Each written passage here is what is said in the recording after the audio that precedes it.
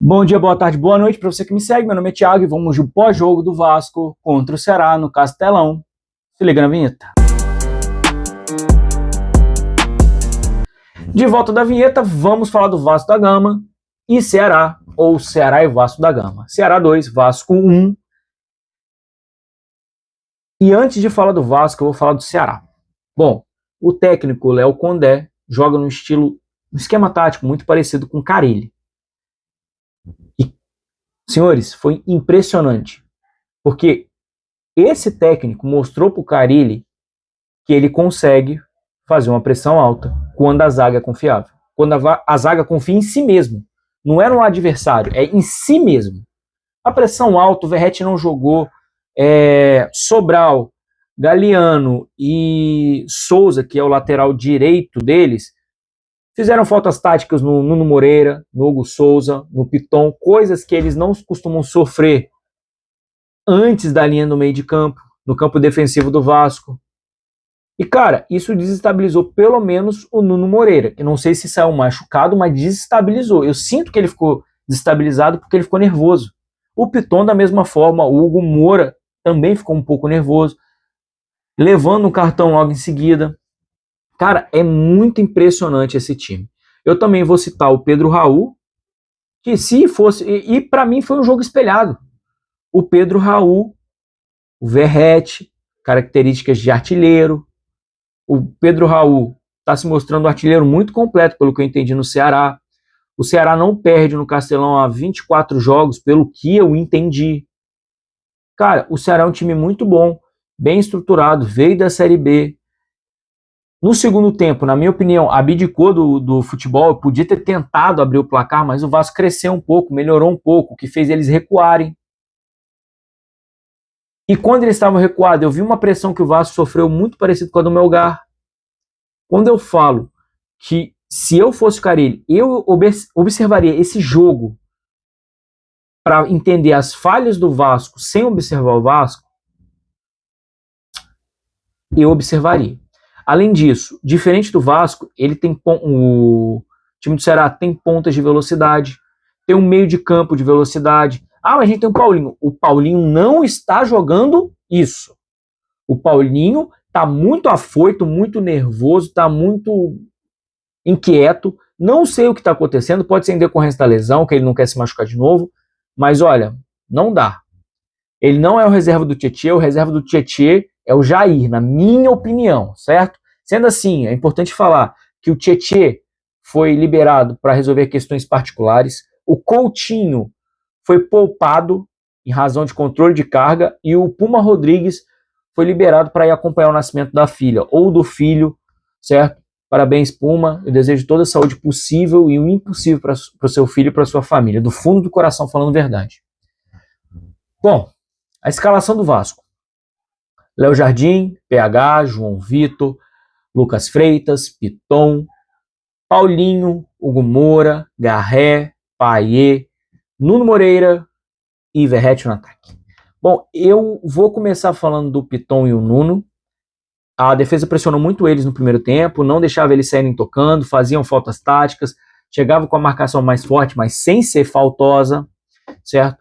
E isso dificultou um pouco a articulação desses dois, que são a válvula de escape do Vasco, pelo lado esquerdo. Uma vez que o lado direito, para mim, não está funcionando. Mas não está funcionando por causa do PH. Não. Mas não está funcionando por causa do Garré, então. Não.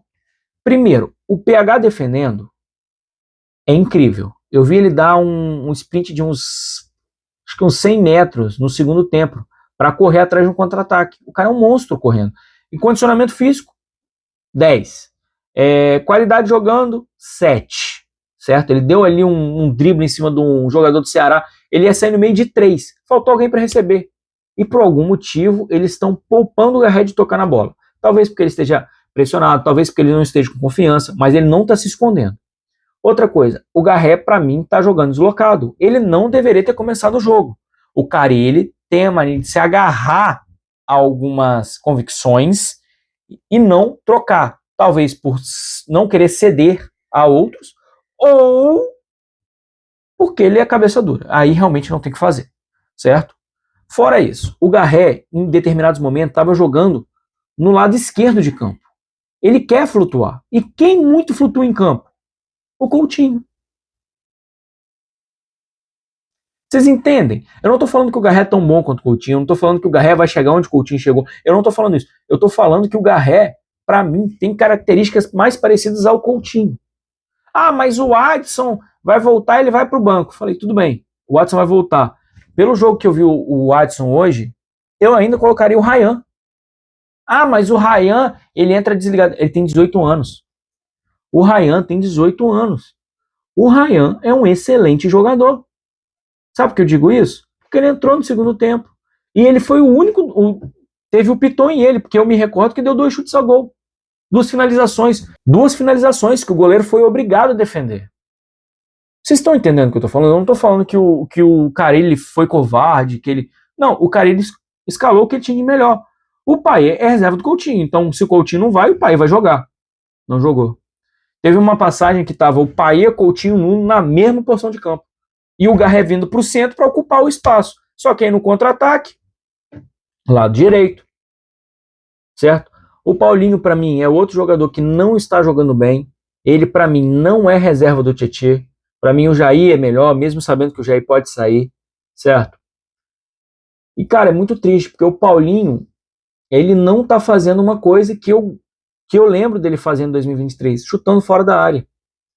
O Hugo Moura não está chutando, o Garré não chuta, o Nuno não chuta, o Payet não chuta. E, cara, isso deixa telegrafado a jogada que o Vasco vai fazer. Principalmente porque o PH não está cruzando do lado direito. Eu convido todo mundo a observar o jogo. Veja quantos cruzamentos o PH fez. O PH é ruim, PH não. Ele é excelente defendendo, ele é excelente atacando, só que falta o cruzamento. O Adson não chutou. O Jair, para mim, teve um chute, eu acho que estourou num jogador do Ceará que estava congestionado da área. Mérito por chutar. O Ryan entrou e chutou, certo? Ah, mas peraí, o Jair entrou aonde? Bom, o Ceará fez um gol no primeiro tempo, recuou, o Vasco cresceu, o ritmo mudou. No segundo tempo, cara, ele insatisfeito, já fez 3 trocas. Tirou o Nuno, que parece ter sentido alguma coisa. Não sei se sentiu, pode ter ficado irritado, o cara preferiu tirar ele. Tirou o Paulinho, que estava amarelado e não estava jogando bem, e tirou o Garré, que para mim não estava jogando bem. Na minha visão, eu tiraria o Payet. Garré, vem para o meio, porque o Payet não ia aguentar jogar 90 minutos. Só que ele não fez. Ele não o fez. Preferiu tirar o Garré. Beleza. Entrou Jair, Adson e Ryan. Ryan foi para a esquerda para o Adson poder jogar na direita. Corta a cena, o Adson estava na esquerda. Deixa ele na esquerda, deixa o Ryan na direita. O Ryan jogou muito bem. Não, o Ryan não está muito desligado. O Ryan está melhorando. Dê tempo a ele. O PEC melhorou. Dê tempo ao Ryan. Fora isso, beleza, o Vasco continuou pressionando. O ritmo do jogo mudou favorável ao Vasco. Depois que acabou o primeiro tempo, o ritmo manteve-se favorável ao Vasco. E manteve-se, até que, isso mesmo, o Payet machuca. O Garré saiu. O Nuno saiu. O Payet saiu. Quem que estava no banco para substituir o Payet? Ninguém. Aí, nessa oportunidade, ele teve que mudar o esquema tático. Ele foi para um 3-3-4. Como assim? 3 defensores, 3 no meio de campo. E 3 atacando, 4 atacando. Por que eu digo isso? O Payet se machucou, não tinha articulador mais. O Jair foi um pouco para frente. O PH e o Piton ficaram na linha intermediária. E na linha de defesa ficou João Vitor, que estava mal, Lucas Freitas, que estava mal, e Hugo Moura do Vasco, certo? Até me fugiu o nome. Por quê? Porque o Hugo Moura, para mim, é o motor do meio de campo. Ele marca, ele distribui e ele tem um lançamento. A questão é, o Vasco se posiciona tão mal que nem isso ele pode fazer. O posicionamento do Vasco é tão ruim que a transição é muito lenta. Nas saídas de contra-ataque, se não são pelas extremidades, o Vasco não consegue fazer. E muitas vezes pela direita não se faz. Porque o PH de novo estava sozinho. Porque o Adson estava caindo mais pelo centro. Ele estava ocupando a linha onde o PH queria passar para atacar. E aí sim eu critico o Carille. Isso é uma coisa a ser treinada. Porque o Adson, já reparei, ele usa a linha lateral como proteção. Se o cara vem com muita força, ele bate a bola no cara e pula para fora. Ele tem que se proteger. Agora, no primeiro tempo foi a mesma coisa. O PH quase não cruzou, quase não fez nada. E na frente, como o Paê tinha se machucado, ele colocou o Alex Teixeira. Oh, mas o Alex Teixeira? Sim, o Alex Teixeira. E para mim, no que foi possível, ele jogou muito bem. Teve uma oportunidade que ele estava impedido? Teve, mas jogou bem. Ah, mas o Alex Teixeira é ruim. Na minha opinião, não é. Certo? O Vasco continuou competindo após as substituições. E aí, como o Vasco estava atacando muito bem, a intensidade estava toda favorável ao Vasco, o Vasco tomou outro gol. De novo, Pedro Raul, contra-ataque. Gol. A linha de defesa do Vasco, principalmente o João Vitor, está me deixando muito preocupado. O Lucas Freitas, obviamente, está sem confiança. Ele não está dando mais passes. Sabe aqueles passes que ele deu nas primeiras partidas do Carioca, aquela bola lançada, rasteira, a bola alçada ao ponto? Ele não está fazendo isso. Ele está se mantendo no básico. Isso é bom. E também é muito bom ver que ele fica indignado quando sofre um gol. Porque eu odeio o zagueiro que toma um gol e fica assim, ó, e baixa a cabeça. Ele esbraveja, ele xinga todo mundo. Ah, mas isso desune o grupo, eu não me importo. Eu quero um zagueiro que lute, que tenha vontade. Sendo assim, o João Vitor, para mim, tá muito desligado. O primeiro gol do Vasco, que o Vasco sofre, ele não recua a bola, ele não cabeceia para fora, ele bate a bola vai pingando, sem força. Aí quando ele percebe que fez errado, ele tenta impedir, mas o Pedro Raul o jogador do Ceará já tinha alçado a bola para o Pedro Raul e o Pedro Raul feito o gol. E o Lucas Freitas estava no Pedro Raul, mas não conseguiu marcar. Aí eu acho muito mérito do Pedro Raul do que demérito do Lucas Freitas. Certo? Aí, jogadores do Ceará já caindo, um monte de substituição. O juiz dá 10 minutos praticamente. O Verratti aos 47 do segundo tempo, sendo exímio um cabeceador, faz o gol. E ele faz o gol e puxa o time, só que aí o time do Ceará não tinha mais tempo. O time do Ceará continuava caindo, continuava reclamando, continuava pedindo falta, e eles estão certos. O jogo é em casa, você catimba o jogo. Você cai, você pede falta, você faz o salseiro para não deixar sair gol. E tá certo. E eu, por mais que eu estivesse indignado com o Vasco, a camisa está aqui, eu não posso ficar indignado com o Ceará. Eu tenho que ficar indignado com o meu time que não conseguiu marcar um gol. Que só tem uma jogada, que não chuta. Sendo que o Ryan, no segundo tempo, conseguiu dar 2 chutes a gol.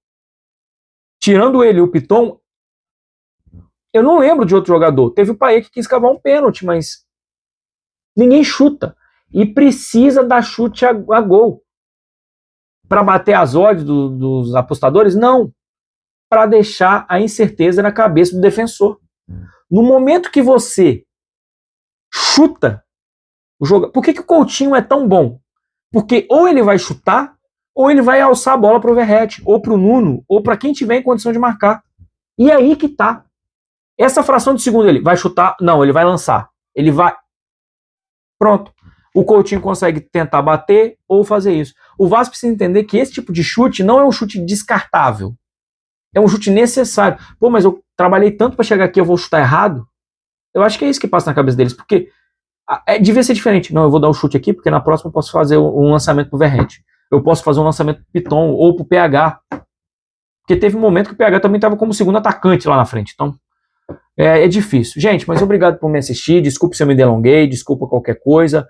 Se gostou do vídeo, deixa o like. Se não gostou, deixa o dislike, comenta o que você não gostou. Se não gostou do Vasco, deixa aí o que você não gostou. Se você acha que eu errei em algum comentário, deixa aí também, tá? Tamo junto, muito obrigado por assistir.